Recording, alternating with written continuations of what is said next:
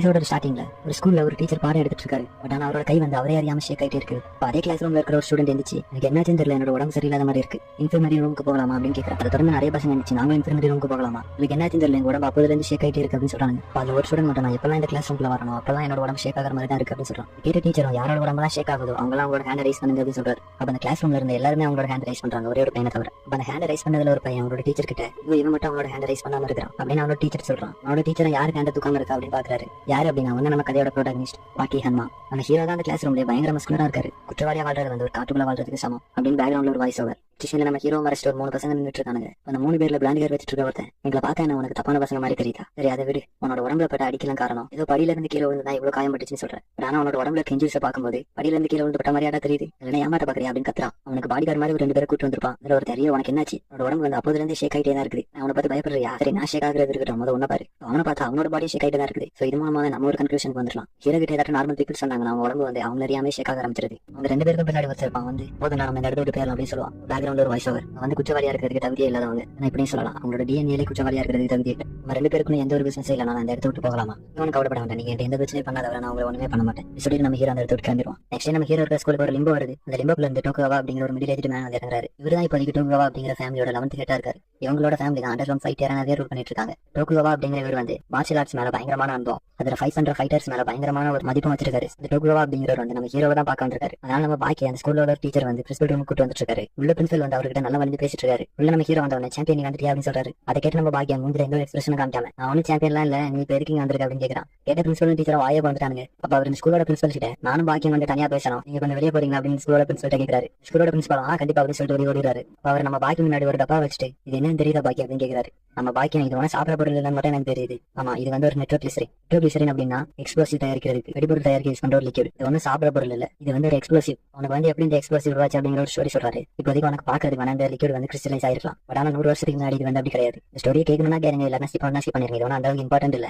இது வந்து 20th செஞ்சுரியோட தொடக்கத்துல லார்ஜ் அமௌண்ட் ஆஃப் கிளிசரின் வந்து சீனால இருந்து லண்டனுக்கு டிரான்ஸ்போர்ட் பண்ணப்பட்டுச்சு. டிரான்ஸ்போர்ட் பண்ணிட்டு இருக்கிற பாதையில பிஸ்கே பே வரும்போது பயங்கரமான ஒரு சூறாவளி வீசிச்சு. அந்த கப்பல் அந்த பேரல் உள்ள லிக்விட் வந்து அங்க நடந்து ஷேக்கு விச்சண்ட் ஆயிருக்குன்னு நினைக்கிறியா? ஆச்சரியப்படும் வகையில அந்த கப்பல் வந்து சேஃப் ஆதர் டெஸ்டினி ஆரம்பிச்சு. அப்ப எல்லாரும் ரஷ்யா அந்த கார்கோல உள்ள பேரல ஓபன் பண்ணி பாக்குறாங்க. அங்க அவங்க பார்த்ததுக்கு முன்னாடி அவங்க வாழ்க்கையில முன்னாடி பார்க்காத ஒரு விஷயம், கம்ப்ளீட்டா கிறிஸ்டலைஸ்டான கிளிசரின் தான் அவங்க பார்த்தது. அதுக்கப்புறம் என்ன இந்த உலகம் ஃபுல்லா பரவி அதுக்கடுத்து இந்த உலகத்துல இருந்த எல்லா கிளிசரினும் கிறிஸ்டலைஸ் பண்ணப்பட்டுச்சு. இதுதான் சின்க்ரோனிசிட்டி. இந்த கேலக்சில இருக்கிற அன்னோன் மெட்டீரியல் இல்லைன்னா லிவிங் ஆர்கனிசம், இந்த ரெண்டுமே ஒரே நேரத்துல சேஞ்சஸ் உள்ளாக்கப்புறம் இந்த பினாமினல் என்னன்னு சொல்லுவாங்க தெரியுமா? எனக்கு புரிஞ்ச வரைக்கும் இவர் என்ன சொல்ல வராரு அப்படின்னா, ஒரு மெட்டீரியல் மீன் பண்றது வந்து அந்த லிக்விட் அவர் வந்து லிவிங் ஆர்கனிசம் அப்படின்னு மென்ஷன் பண்ணது வந்து நம்ம பாக்கி மாதிரியான சூப்பர் ஹியூமன்ஸ். அதுவும் ஒரு மெட்டீரியல் ஏதோ ஒரு பயங்கரமான சேஞ்சஸ் உள்ளாக்கப்பட்டு இப்போ ஒரு எக்ஸ்ப்ளோசிவா இருக்குது. அதே மாதிரி தான் ஹியூமன்ஸ்ல ஏதோ ஒரு சேஞ்சஸ் உள்ளாகி பாக்கி மாதிரியான சில சூப்பர் ஹியூமன்ஸ் இருக்காங்க. சோ இதை தான் அவர் மீன் பண்ண வராருன்னு நினைக்கிறேன். எனக்கு தப்பா கூட இருக்கலாம். இப்போ தான் ஒரு மெயின் கோர்ஸ்லயே வந்திருக்காரு. இன்னும் 5 நாள்ல ஜப்பான்குள்ள இல்ல டோக்கியோக்குள்ள ஒன்னே மாதிரி கிரேட் பவர் உள்ள ஆட்கள் டோக்கியோக்கு வர போறாங்க. நெக்ஸ்ட் ஜப்பான்ல கட் பண்ணி யுனைடெட் ஸ்டேட்ல கடலுக்கு நடுவுல இருக்க ஒரு பிரிசனை காமிக்கிறாங்க. அந்த பிரிசனுக்குள்ள ஒரு பிரிசனரை தூக்கு போல கூட்டிட்டு போயிட்டு இருக்காங்க. அவனை கூட்டிட்டு போகும்போது அவங்க கிட்ட இருந்து 1 மீட்டர் டிஸ்டன்ஸ் தள்ளி இருங்க, உங்களோட வெப்பன்ஸ் எல்லாத்தையும் அன்லாக்கே வச்சுக்காங்க, உங்களோட கவனத்தை மட்டும் சேர்த்து விட்டுறாங்க. ஏன்னா இவன் வந்து ஒரு நார்மலான ஹியூமன் பீயிங்கே கிடையாது. இவன் வந்து ஒரு உங்களை ஒரு செகண்ட்ல கூட கொண்டுரும். பக்கத்துல இருக்க போலீஸ்லாம் இந்த ஒரு ஜாப் நான் பண்ணக்கூடாதுன்னு வாழ்க்கையை நினைச்சிட்டு இருந்தேன். ஐ மீன் அவங்களுக்கு வந்து கைதி தூக்கு போட கொண்டு போறது வந்து பிரச்சனை இல்லை, ஆனா யாரை கொண்டு போறோம் அப்படிங்கிறது எனக்கு பிரச்சனை. அந்த கைதியை சேஃபா தூக்கு போற இடத்துக்கு கூட்டு வந்துட்டு உங்களோட டாஸ்க் கம்ப்ளீட் பண்ணிட்டு ரிப்போர்ட் பண்றாங்க. சோ அந்த கைதியோட நேம் வந்து டோரியன். இவன் வச்சுக்க முடியலன்னா கலர் பேரோட ஒரு மஸ்குலரான அது மட்டும் வச்சாங்க. இப்போ எல்லா கைதிகள்ட்டையும் கேட்கற மாதிரி தூக்கு போடுறதுக்கு முன்னாடி ஏதாவது லாஸ்ட் வேலை இருக்கா? அதுக்கு அவன் என்ன சொல்றான்னா ஒரு தடவை டிஃபீட் டெஸ்ட் பண்ணணும். அப்ப பேக்ரவுண்ட்ல ஒரு வாய்ஸ் வரும், எது நடக்கக்கூடாதோ அதான் நடந்துச்சு, அது என்னது அப்படிங்கறத நீங்க தான் பார்க்க போறீங்க. அந்த பிரிசனரை வந்து தூக்குல போட்டாச்சு.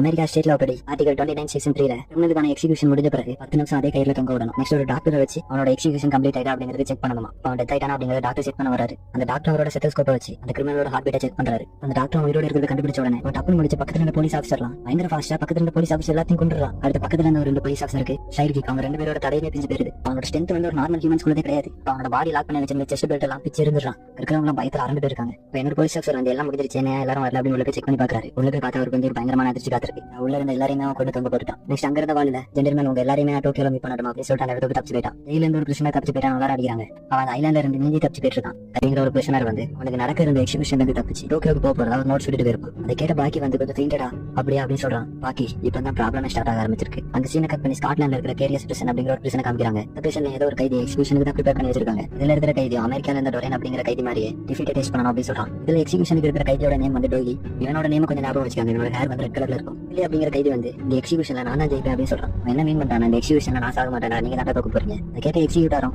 இந்த எக்ஸிபிஷன்ல நாங்க தோக்க போறோம். உனக்கு பிடிக்கல பிடிக்கல இந்த எக்ஸிபிஷன்ல நீ சாக போற. அட்லீஸ்ட் என்னால முடிஞ்சது உன்னோட விஷயத்தை நிறைவேற்ற முடியுது. பின்னாடி ஒரு மொட்டை இருப்பான். அவன் அந்த பட்டன் ஆன் பண்றான் அப்படின்னு சொல்லி கமெண்ட் பண்றான். இந்த பட்டன் ஆன் பண்ண உடனே அந்த டோரி அப்படிங்கிற பிரச்சனை மண்டையில 2 பிரஷர் வந்து கொடுக்குறாங்க. அதனால அவனோட மண்டை கொடுத்த எலக்ட்ரிக் பிரஷரை தாங்க முடியல. கண்ணுல இருந்து பிளட் வந்து அந்த இடத்துல செத்து போறான். அந்த எக்ஸிக்யூட்டர் செத்துறானா அப்படின்னு சொல்லி கிட்ட போறாரு. ஆனா அவர் ஆச்சரியப்படக்கூட டைமே இல்லாத அளவு ஆஷ் ஆஃப் த செகண்ட் அவனுக்கு கட்டி போட்டு சேரையை உடைச்சிட்டு அந்த எக்ஸிக்யூட்டருக்கு பின்னாடி 2 சோல்ஜர்ஸ் இருப்பாங்க. அவங்க தோல்ல கை போட்டு நிற்பான். அந்த சோல்ஜர்ஸ் அவனை ரெகக்னைஸ் பண்றதுக்கு அந்த சோல்ஜர்ஸை கொண்டு போட்டுறான். அவனுக்கு முன்னாடி அந்த எக்ஸிக்யூட்டர் இருப்பாரு. டோலே வந்து அவருக்கு ஒரு சான்ஸ் கொடுக்குறான். பாக்கெட்ல இருக்க அந்த மாடர்ன் வெப்பனை யூஸ் பண்ணிக்க. அவ எதுக்கு மாடர்ன் வெப்பன் யூஸ் பண்றாங்க? நம்ம இதுக்கப்புறம் பார்க்க போற வெஸ்டர்ஸ் எல்லாருமே mostly hand to hand fight தான் பண்ணுவாங்க. ஏன் அந்த கண்ணை எடுக்காம இருக்கிற? அதான் உங்களுக்கு சொல்லி கொடுத்துருப்பாங்க. அந்த கண்ணை யூஸ் பண்றது மூலமா பீஸ்ட் ஆஃப் ஹியூமன்ஸ் ஒன்றானு. ஆனா என்னோட கேப்பபிலிட்டிஸ் நீங்க அச்சீவ் பண்றதுக்கு மவுண்டனே ரீச் பண்ணாலும் பத்தாது. 2 பேருக்கும் உள்ள டிஃபரன்ஸ் அந்த அளவுக்கு இருக்கு. அதனாலதான் இன்னும் என் கண்ணில் கட்டிருக்க பிளைண்ட் ஃபோல்ட் நான் எடுக்கவே இல்லை. அப்ப அவர் கண்ணை எடுத்து அவனை சுடலாம் ட்ரை பண்ணுவாரு. பட் ஆனா அதுக்குள்ள அவரோட ஃபேஸ்ல ஒரு பஞ்ச் கொடுத்து அவருக்கு ஃபேஸே இல்லாம பண்ணிடுவான். என்ன ஒரு 10 செகண்ட் வெயிட் பண்ணியிருந்தா என்னோட விஷயம் அந்த மேபி நிறைவேறலாம் அப்படின்னு சொல்லிட்டு அந்த இடத்துல கிளம்பிடுவான். அந்த பிரச்சனைல இருந்து தப்பிச்சுட்டு ஸ்காட்லாண்ட்ல இருக்கிற மெல்பர்ன் ஃபோர்ஸ் அப்படிங்கிற ஒரு ஏர் பேஸ் வரான். அவனுக்காண்டி அவங்க ஒரு பைலட்டை வெயிட் பண்ணிட்டு இருக்காரு. டோய்லி வாங்கிட்டு இருந்து ஃபர்ஸ்ட் லெட்டர் வரும்போது நான் அதை நம்பவே இல்லை. பட் ஆனா உன்னை இப்ப நான் பார்த்த பிறகு நம்புறேன். சரி நீ டைமுக்கு தான் வந்திருக்க. ஜப்பானை நோக்கி போகலாமா?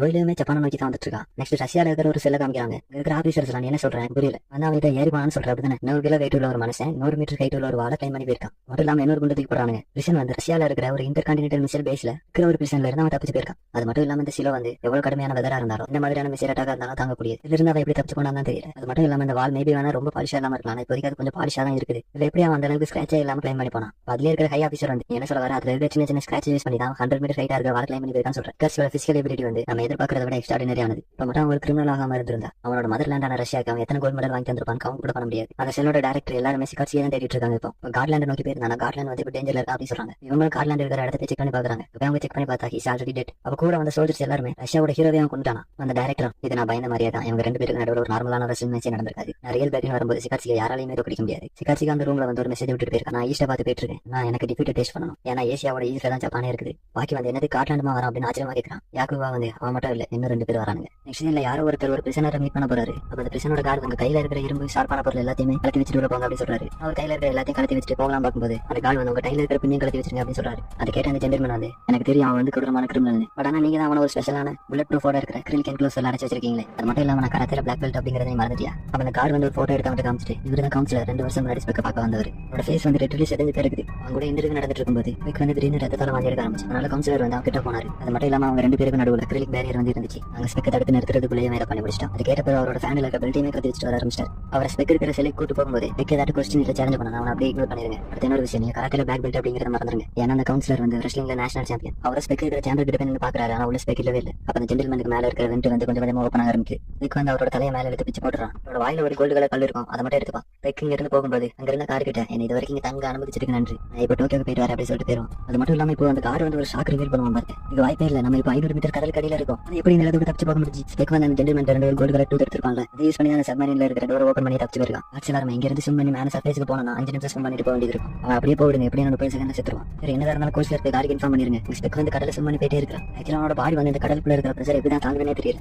500 மீட்டர் போது 1/2 கிலோமீட்டர் இல்லையா? அவன் எப்படி ஸ்விம் பண்ணி சர்ஃபேஸ்க்கு வந்துடுறான். உங்களுக்கு என்ன பத்தி தெரியாத நிறைய விஷயம் இருக்குது. அதனால 5 நிமிஷத்துக்கு மேல பிரீத்தை ஹோல்ட் பண்ணி வைக்க முடியும். மட்டும் இல்லாம கோஸ்ட்ல இருக்கிற காட்சி எல்லாருமே கொண்டு போட்டுருக்கான். நெக்ஸ்ட் அந்த 5வது பர்சனை காமிக்கிறாங்க. இவன் வந்து 100கணக்கான மக்கள் ஒரே நேரத்துல கொண்டிருக்கான். அதனால கோட்டை இவனுக்கு வந்து டெத் பெனால்ட்டி கொடுத்துருக்கு. இங்க இருக்கிற செக்யூரிட்டி கார்ட்ஸ் எல்லாம் அது மட்டும் இல்லாம இவனே மாதிரி ஒரு 10 குற்றவாளிகளை கொண்டிருக்கான். இவன் ஏதாவது மார்ஷல் ஆர்ட்ஸ் யூஸ் பண்ணிருப்பான்னு நினைக்கிறியா? அவன் ஏதோ கேஸ் யூஸ் பண்ணாதான் நான் கேள்விப்பட்டேன். என்னது கேஸா? அவன் வந்து அவனோட உடம்பு கிளியரா மறைச்சு வச்சிருக்கான். ஹீட் அண்ட் பாய்சன் கேஸ் மாதிரி. அது எப்படியா நடக்கும் அப்படின்னு பேசிட்டு இருக்காங்க அவங்க 2 பேரும். அப்ப அதுல ஒரு கார் வந்து இந்த கிளாஸ்ல வந்து அவனுக்கு போதுன்னு நினைக்கிறியா? இவனும் கவலைப்படாது. நம்ம வந்து ஸ்டேட் மினிஸ்ட்ரி ஆஃப் டிஃபென்ஸ்ல இருந்தே வாங்கியிருக்கோம். இந்த கிளாஸ்ல வந்து நீ ஒரு மிசைலை விட்டாலும் தாங்க அப்படின்னு சொல்றான். இந்த பிரிசனரோட பேர் வந்து ரியூகு யானாகி. பேரு ஞாபகம் வச்சுக்க முடியல. இவர் வந்து கொஞ்சம் ஷார்ட்டா இருப்பாரு. இவ்வளவு நேரம் அவர் வந்து எதை எழுதிட்டே இருந்திருப்பாரு. திடீர்னு அவர் எழுதுறதை ஸ்டாப் பண்ணிட்டு இந்த கார் அவங்க கிட்ட வந்து இந்த உலகத்திலே மோஸ்ட் பாய்சனஸ் கேஸ் எதுன்னு தெரியும் அப்படின்னு கேட்கறான். அவனோட கண்ணை எடுத்து பாயிண்ட் பண்ணிட்டு உனக்கிட்ட வரக்கூடாது நம்ம சொன்னல. ஆக்சுவலி இந்த போலீஸ்காரங்க மூளை இருக்குதா இல்லையான்னு தெரியல. அவனுக்கு தான் இப்போ மிசைலே வந்தா இந்த கிளாஸை உடைக்க முடியாதுன்னு சொன்னாங்க. ஒரு பிஸ்டல் தூக்கி அந்த கிளாஸுக்கு முன்னாடி பாடிட்டு அவனை சுட்டுவேன்னு சொல்லிட்டு இருக்காங்க. அப்ப அந்த பிரிசனர் வந்து இந்த கிளாஸ் மேபி மிசைல் தரமா கூட தாங்கலாம். என்ன பொறுத்த வரைக்கும் இந்த கிளாஸ் வந்து வெறும் ஒரு கண்ணாடி தான். அந்த கிளாஸ்ல ஒரு இடத்துல கையை வச்சுட்டு இந்த இடத்த பாருங்க. என்னால இந்த இடத்துல ஒரு மினி வேக்யூமை கிரியேட் பண்ண முடியும். அப்ப அவன் பாடி ஃபுல்லா ஏதோ ஒரு பிரஷர் மாதிரி கேதர் பண்ணி அந்த கிளாஸ்ல அவன் கை வச்சு இந்த இடத்துல ஒரு ஏர் பிரஷர் கொடுத்து அந்த கிளாஸே ஃபுல்லா உடைச்சிருவான். அதுல ஒரு கார்டு அவனை ஷூட் பண்றதுக்குள்ளே ஒரு கழுத்துல 2 ஸ்ட்ரைக் கொடுத்து கொண்டுரும். அதுல இன்னொரு கார்டு இருப்பான். இந்த உலகத்திலேயே மோஸ்ட் பாய்சனஸ் கேஸ் எதுன்னு தெரியுமா? இதுதான். ஆக்சுவலி அந்த லாஸ்ட் அந்த கார்டுக்கு தான் கொடூரமான ஒரு டெத். ஐ மீன் லிட்டரலி அது வேட கூட சொல்ல முடியாது. இதுதான் நான் சின்கோம் சிட்டின்னு சொன்னேன். 5 பயங்கரமான கிரிமினல்ஸ் என்ன காரணம்னே தெரியாம ஒரே நேரத்துல அவங்க இருந்து ஜெயில்ஸ் பிரேக் பண்ணி தப்பான நோக்கி வந்துட்டு இருக்காங்க. பாக்கி இது உனக்கு என்னன்னு தெரியுதா? அப்படி கேட்கறதோட இந்த எபிசோட நீங்க எண்டாகுது.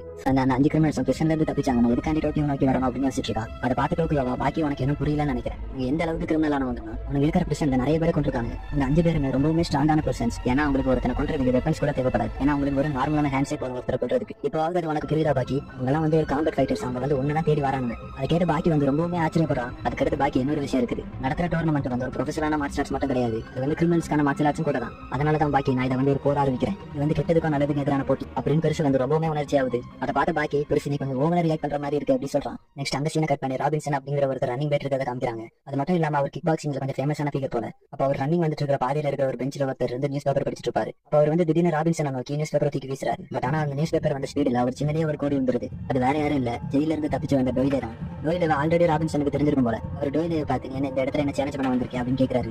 டோயிலே அவர் கிட்டே நடந்து வந்துட்டு இருப்பான். அவர் உன்னை மாதிரி மூலையில தான் இருக்கிறதா, நான் சண்டை போடுறது இல்ல, கிட்ட வராத அப்படின்னு சொல்லி கோவமா அவனோட காலர் பிடிக்கிறாரு. திடீர்னு அவர் கையில இருந்து ரத்தம் வர ஆரம்பிக்குது. அது அவர் ரெகனைஸ் பண்றதுக்குள்ளே அவரோட கழுத்தை வெட்டி எடுத்துறான். டோயிலே வந்து எந்த அளவுக்கு கிரீஷியா இருக்கான் அப்படின்னு பாத்தீங்கன்னா, அவரோட கை இருக்குல்ல, அதோட ஆங்கிள்லயே ரேசர்ஸ் இன்செக்ட் பண்ணி வச்சிருக்கான். மூலமா தான் அவரோட கழுத்தை 2 துண்டை வெட்டி எடுத்திருப்பான். அப்ப டோயிலே கீழே விழுந்திருக்கிற ராபின்சனை பார்த்து, நீங்க என்ன இதை வந்து ஒரு நார்மலான ஸ்போர்ட்ஸ் நினைச்சீங்களா? இதை நம்ம தாத்தா சொல்லியிருப்பாரு, கெட்டதுக்கும் நல்லதுக்கும் இடையில நடக்கக்கூடிய வார். உங்களை பொறுத்த வரைக்கும் இது வந்து ஒரு நார்மலான ஸ்போர்ட்ஸே கிடையாது, இதாட்டம் பண்ணி வின் பண்ணணும். அப்புறம் தான் நம்ம ஒரு மார்ஷியல் ஆர்டிஸ்டுக்கும் உங்களுக்கும் இடையில நடக்கக்கூடிய ஃபைட்டை பார்க்க போறோம். அப்ப அந்த சீனை கட் பண்ணி ரிவர்பட ஒரு 2 அடியாள் நிறைவானுங்க. அவனுங்க வந்து அந்த ஊர்லயே கிரிமினல்ஸ் மாதிரி இருக்கிற ஒரு 3 பேரை பார்க்க போயிருக்காங்க. இதுக்காண்டினா பாக்கி அடிக்கிறதுக்காண்டி தான். ஏன்னா பாக்கி வந்து இவங்களை மிரட்டி இருப்பான் இல்லையா. அப்ப அதுல ஒருத்தர் வந்து நைஃப் ஸ்பெஷலிஸ்ட் மாதிரி இருக்கிறான். அவனோட கையில இருக்கிற கத்தியை ரொம்பவே சூப்பரா யூஸ் பண்றான். அவங்க பார்க்க வந்த கேங்ல இன்னொருத்தன் வந்து அப்ப அவன் வந்து ரியோவோட மண்டையில ஒரு கோக்கை வச்சுட்டு அகலாத அப்படின்னு ஒரு ரோப் டெக்னிக் யூஸ் பண்றான். அந்த ரோப் யூஸ் பண்ணி ரியோவோட மண்டையில இருக்கிற கோக்கை ரொம்பவே சூப்பராவே அடிக்கிறான். அப்ப அவன் அந்த கோக்கை அடிச்சுட்டு வைத்தியக்கார பசங்களை வெறும் கையில சண்டை போடுவாங்க அப்படின்னு சொல்றான். இது மூலமா ரியோ பார்க்க வந்த கேங் எப்படி நமக்கு தெரியுது. இவங்க வந்து ஹேண்ட் டு ஹேண்ட் ஃபைட் பண்ணாம வெப்பன்ஸ் யூஸ் பண்ணக்கூடிய ஆட்கள். அப்படியே 3வது ஆளை பார்க்க போறானுங்க. அவன் வந்து ஒரு நைஃப் வச்சிருக்கா, கொஞ்சம் லார்ஜா தான் இருக்குது. தூக்கி ஒரு புக்ல வைக்க மட்டும் தான் செய்யறான். அந்த புக்கே 2 துண்டா ஸ்பிளிட் ஆயிருது. அந்த நைஃப் தூக்கி அவனோட பேண்டுக்குள்ள வச்சுட்டு, சரி நீங்க ரொம்ப ஸ்ட்ராங்னு சொல்ற அந்த பையன் கிட்ட என்ன கூட்டிட்டு போங்க, வேற என்னது பாக்கி அப்படிதானே. அவன் கேட்டபடி ரியோ கேங்ல இருக்கிற ஒரு குண்டை வந்து பாக்கியை கூப்பிட போயிருக்கான். அவன் வந்து பாக்கியை பார்த்து கொஞ்சம் கோவமா கொஞ்சம் பயத்தோடையும், இந்த தடவை நாங்க வந்து பயந்து ஒதுங்க போறதில்ல, இந்த தடவை நீ எங்க கூட கண்டிப்பா வார அப்படின்னு சொல்லி கத்துறா. அப்ப பாக்கி வந்து அவனோட கையில போட்டு கெட்ட உடைச்சிட்டு ஃபிக்ஸ் பண்ணுவான். இப்ப பாக்கிக்கு முன்னாடி ரியோ கேங்கும் இந்த கூப்பிட்ட கேங்ஸ்டர்ஸ் இருக்கிறானுங்க. அப்ப அந்த கேங்ஸ்டர்ல ஒருத்தன் ரோப் யூஸ் பண்ணி சண்டை போடுவான். அவன் வந்து பாக்கியை பார்த்து 1-on-1 ஃபிஸ்ட் ஃபைட்டரா கூட நீ ஜெயிக்கிறதுக்கு வாய்ப்பு இருக்கு. அப்ப அந்த குண்டை கொஞ்சம் கொழுப்பி ஏறி ஏன்னா அடிக்கிறதுக்கு ஆளை கூட்டு வந்திருக்கான்ல, அதனால பாக்கியை பார்த்து முட்டி போட்டு கையை தூக்கு அப்படின்னு சொல்றான். பாக்கி வந்து அப்படின்னு ஒரு மாதிரி சிரிப்பானா, இதுல சிரிக்கிறதுக்கு ஒண்ணு இல்ல, முட்டி போடு அப்படின்னு சொல்லி மறுபடியும் கத்துவான். அப்ப அந்த குண்டை கையில இருந்த கண்ணை கீழே இருக்க சொல்லி பக்கத்துல பர்பிள் கலர் ட்ரெஸ் போட்டுங்கன்னு சொல்றான். நெக்ஸ்ட் அவன் பேண்டுக்குள்ள வச்சிருந்த நைஃபை எடுத்துட்டு நம்ம பாக்கியை நோக்கி வரான். அப்ப பாக்கி வந்து இவன் உண்மையாவே நம்மள கொள்ளதான் வரான். அப்ப இவன் இப்படி அடிச்சா எப்படி இருக்கும் அப்படின்னு யோசிச்சு பாக்குறான். அதே மாதிரி அவனும் பாக்கியை நோக்கி கத்தியை ஓங்கலான்னு போவான். வந்து அவனுக்கு ஒரு ஃபீலிங் வருது, அவனோட ஃபேஸ் வந்து உடஞ்சு போன மாதிரி. அதாவது வந்து இப்ப அந்த கத்தியை ஓங்கினா அவனோட ஃபேஸ் வந்து உடையிற மாதிரி அவனுக்கு ஒரு ஃபீல் வருது. பயந்துகிட்டே அவனோட கத்தியை கீழே வைக்கிறான். பாக்கி வந்து என்ன வெட்ட வர அளவுக்கு உனக்கு தைரியம் இருக்குதா, ஆனா உனக்கு சேஷே இல்லைன்னா யாரை பார்த்து வெட்டுவா அப்படின்னு கேட்கறான். பின்னாடி ரோப்பை வச்சு ஒரு சண்டை போடுவான். அவன் பாக்கியை நோக்கி ரோப்பை வீசுறான். அந்த ரோப்ல இருக்கிற வெயிட்டை நம்ம பாக்கி பிடிச்சிட்டு இதெல்லாம் ஆன்லைன்ல வாங்குவியா அப்படின்னு அவனோட கையிலே தூக்கி வீசிடுவான். சரி நம்ம 2 பேரும் விளையாடலாமா அப்படின்னு சொன்ன உடனே வந்து ரொம்பவுமே கோபமாகி கையில இருக்கிற ரோப்பை வந்து ரொம்பவுமே வேகமா சுத்த ஆரம்பிக்கிறான். பட் ஆனா பாக்கி வந்து அவனை விட வேகமா அவனோட ஃபேஸ்க்கு முன்னாடி வந்து நிற்பான். பாக்கி வந்து அந்த ரோப்ல கையை வச்சு அதோட டைரக்ஷனை மாத்துறது மூலமா ஓனரோட மண்டையிலேயே அந்த வெயிட் வந்து அடிச்சிருக்கு. இந்த ஆப்பர்ச்சுனிட்டி யூஸ் பண்ணி அந்த நைஃபை யூஸ் பண்ணுவான். அவன் வந்து பாக்கி அட்டாக் பண்ணலான்னு வருவான். பட் ஆனா பாக்கி வந்து அவனுக்கு ஒரு பேக் எல்போ கொடுத்துட்டு நீ ரொம்ப ஸ்லோவா இருக்கு அப்படின்னு சொல்லுவான். அது கேட்ட அவனோட ஸ்பெஷல் டெக்னிக்கான மாத்தி மாத்தி போட்டு அட்டாக் பண்ணலாம் அப்படின்னு யோசிக்கும் போது அவனோட கையில அந்த நைஃபே இருக்காது. நைஃப் எங்க போச்சு நான் யோசிக்கும் போது பாக்கி வந்து அவனோட கணக்கு முன்னாடி அந்த நைஃபை வச்சுட்டு இருப்பான். அந்த குண்டை வந்து இதுக்கும் அடங்காம இவங்களை அடிச்சா எனக்கு என்ன அப்படின்னு சொல்லிட்டு கையில இருந்த கண்ணை எடுத்து பாக்கி நோக்கி பாயிண்ட் பண்ணுவான். பட் ஆனா அவனுக்கு பின்னாடி வந்து ஸ்பெக் நிற்கிறான். ஸ்பெக்க பார்த்து பாக்கி வந்து கொஞ்சம் பயமா இருக்கு அப்படின்னு சொல்லுவான். அப்படியே அந்த சீனை கட் பண்ணி டோக்கியோல இருக்கிற ஒரு போலீஸ் ஹெட் குவார்டர்ஸ் காமிக்கிறாங்க. அங்க வந்து இதே இந்த 5 பேர் தான் தப்பிச்சு போனது. இதுல ஒருத்தர் வந்து ஜாப்பனீஸ். ஹெட் குவார்டர்ஸ்ல என்ன பேசிட்டு இருக்காங்கன்னா அந்த 5 பேரும் ஜெயில இருந்து ஒரே நேரத்துல எஸ்கேப் ஆகிருக்காங்க. நமக்கு என்ன ரீசன் தெரியல, ஆனா நமக்கு ஒரே ஒரு க்ளூ மட்டும் விட்டுட்டு போயிருக்காங்க. 5 பேரும் டோக்கியோக்கு வரதா ஒரு நோட்ஸ் விட்டு போயிருக்காங்க. அது மட்டும் தான் இப்போதைக்கு நமக்கு தெரிஞ்ச விஷயம். அப்ப அங்க இருக்கிற ஒரு இன்ஸ்பெக்டர் கிட்ட போலீஸ் சரிபரியா வந்து ஏதோ ஒன்று சொல்றான். அதை கேட்டு அவர் வந்து ஆச்சரியப்படுற மாதிரி காமிக்கிறாங்க. நெக்ஸ்ட் யாரோ ஒருத்தர் ஒரு போலீஸ்கார கையாலே நொறுக்கி போட்டிருக்கான். அதை விட்னஸ் பண்ணவங்க பார்த்தவங்க என்ன சொல்றாங்க அப்படின்னா அந்த காரை நொறுக்கி போட்டவங்க வந்து ஒரு வெஸ்ட் சேர்ந்த ஆள் மாதிரி தான் பாக்குறதுக்கு இருந்துச்சு அப்படின்னு சொல்றான். அப்ப அந்த இன்சிடென்ட் பார்த்தவர்கிட்ட இந்த 5 பேர்ல பாக்குறதுக்கு யாரே மாதிரி இருந்தா அப்படின்னு கேக்குறாங்க. அவன் வந்து கரெக்டா ஸ்பெக்க தான் கை காமிக்கிறான். ஸ்பெக் வந்து அந்த காரை உடைச்சு போட்டு பாக்கியா பார்க்க வந்திருக்கான். அந்த குண்டை கத்துறது என்ன பட்டவே இல்லை. பாக்கி அவன் கத்துறதெல்லாம் கண்டுக்கிட்டாங்க. நீ தான் தப்பிச்சு போன அந்த 5 பிரிசனர்ல முதல்ல டோக்கியோக்கு வந்திருக்கியா அப்படின்னு கேட்கறான். அந்த தடியை என்ன பேசுறான் அப்படின்னு பின்னாடி திரும்பி பார்த்தா அவனோட மாதிரி ஸ்பெக் இருக்கிற பார்த்து பயந்துடுறான். அப்ப அந்த குண்டை பயந்துகிட்டே ஸ்பெக்க நோக்கி கண்ணை காட்டி நிற்பான். ஸ்பெக் வந்து அந்த தடியன் கிட்ட இந்த மாதிரியான பொருள் என்கிட்ட ஒர்க் ஆகாது அப்படின்னு சொல்லிட்டு அந்த கண்ணை என்கிட்ட கொஞ்சம் தா அப்படின்னு சொல்லி கேட்கறான். அவனு ஸ்பெக்கோட கையில அந்த கண்ணை வச்ச உடனே அந்த கண்ணை எடுத்து அவனோட வாயில வச்சு சுட்டு காமிக்கிறான். அதை பார்த்த தடியன் பேண்ட்ல உச்சாவே போயிருவான். ஸ்பெக் பாக்கிய பார்த்து நீ டோக்கியோல ஸ்ட்ராங் ஆனாலும் கேள்விப்பட்டேன், நான் இங்க டிஃபீட் எக்ஸ்பீரியன்ஸ் பண்ண வந்திருக்கேன், நம்ம 2 பேரும் ஹேண்ட் ஷேக் பண்ணிக்கலாமா அப்படின்னு கேட்கறான். பாக்கி கையை கொடுக்க வரும்போது ஸ்பெக் வந்து அவனோட கைக்கு பதிலா வேற ஒருத்தரோட கையை தூக்கி வச்சிருவான். டோக்கியோக்குள்ள வரும்போது அவனோட ஒருத்தன் கையை பாதியா விட்டு வந்திருப்பான் போல. அதை பார்த்த பாக்கியும் பயந்து அந்த பாதியா இருக்கிற கையை கீழே விட்டுருவான். ஸ்பெக் வந்து பாக்கிக்கு அதிர்ச்சி கொடுக்குற மாதிரியான ஒரு விஷயத்தை சொல்றான். பாக்கி உனக்கு பிடிச்ச ஒருத்தவங்களோட கையை நீ எப்படி கீழே போடணும் அப்படின்னு பாக்கிட்ட சொல்லும்போது அவனோட ஃபேஸை பார்க்கணும்.